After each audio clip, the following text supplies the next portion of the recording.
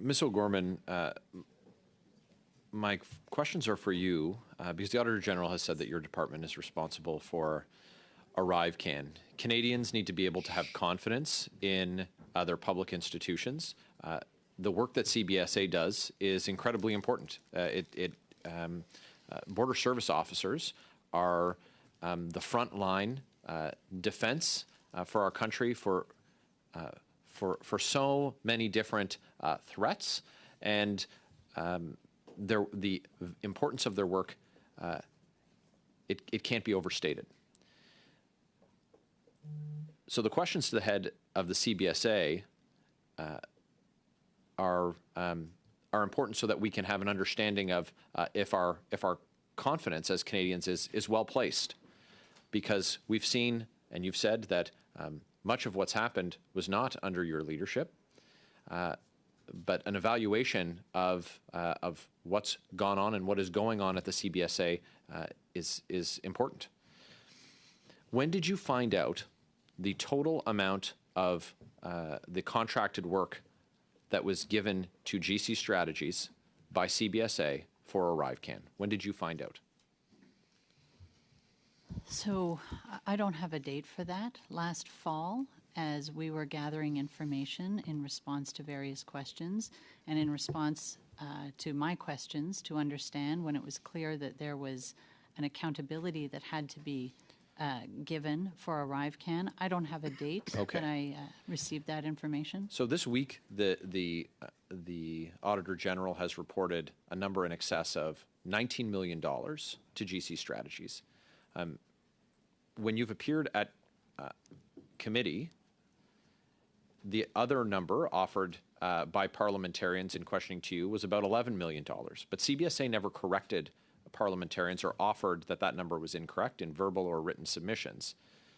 Why is it that the number that the Auditor General is offering this week in excess of $19 million is not the number that CBSA officials, including yourself,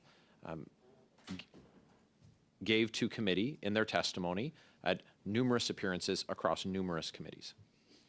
So the information on the costs for ArriveScam that included contracting costs were built with the information that we had at the time, and they related to the health measures of the ArriveScam app and more broadly supporting material, funding to SSC and so on. The Auditor General has looked at the app, including after the health measures were removed from the app and it was used for the advanced declaration function. So our scope and our timelines are different. I provided the best information that I had at the time.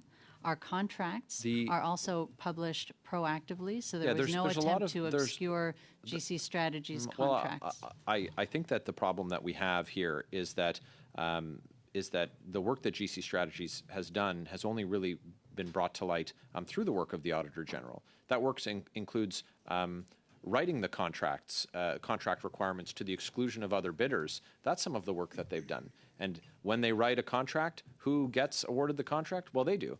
And so there has been obscurity on the part of the CBSA on how the contracting process has worked and the amounts that have been given. The amounts have been revised up several times through reporting by the procurement office, by the procurement ombudsman, by the Auditor General, by the work of parliamentary committees, ATIPS. This information is not coming proactively from the CBSA every step of the way. We're pulling this out, and it seems like daylight is the last thing that the CBSA wants to shed on this. The subject of the failure to report gifts received by contractors or prospective contractors has also come to light. Have you ever been offered any gift or benefit by GC Strategies or people involved with GC Strategies personally? No. When did you learn about the gifts that were offered to people who work for CBSA? When did you learn about this issue? Is the reference to the hospitality that was offered?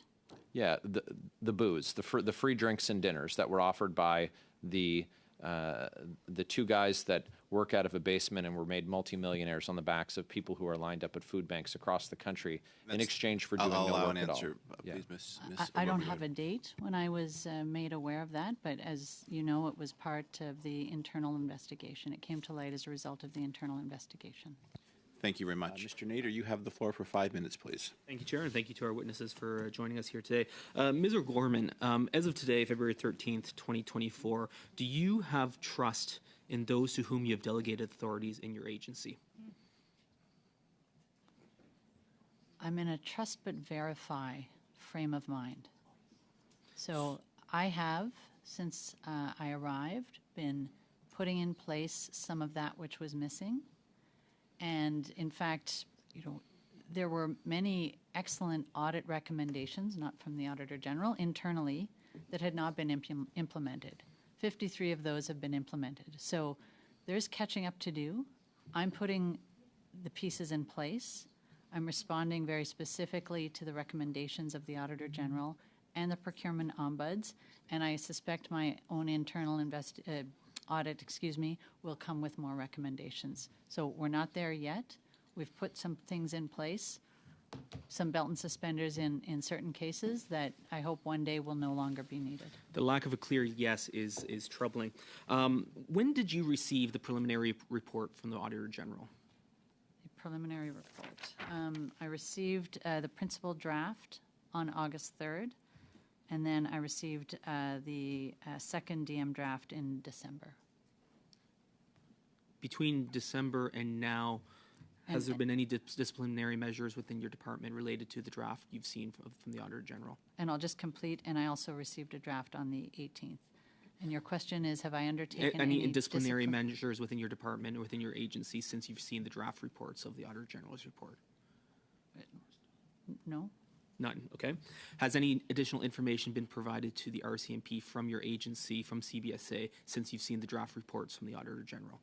So I am not interfacing with the RCMP, and the people that are not reporting to me about their interface with the RCMP. If the RCMP wants information, and they may well have sought it, that is not being reported to me. Have you met with the RCMP? No.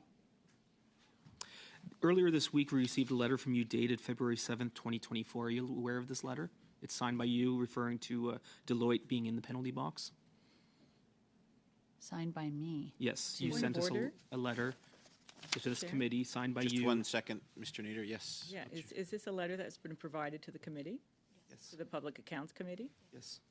Yes, apparently has. It's dated February 7th. We received it yesterday from our clerk.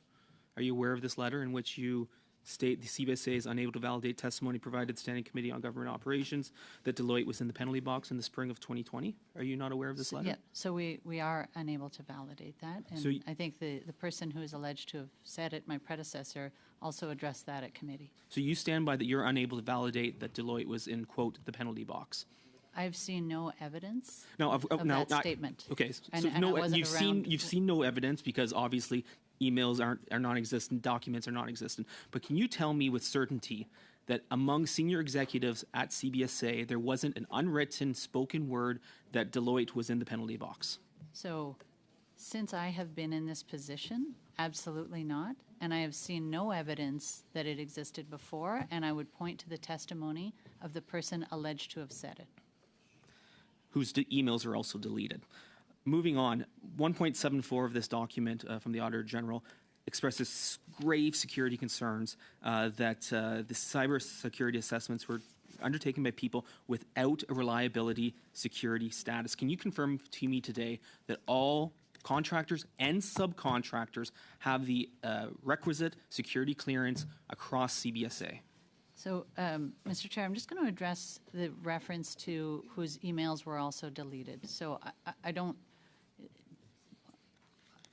know that that's the case, and I don't know what that's in reference to. So I just don't want to let that hang out there.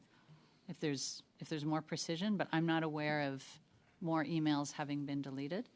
In terms of ArriveScam, the names that were on task authorizations for people who did work had the requisite security clearance.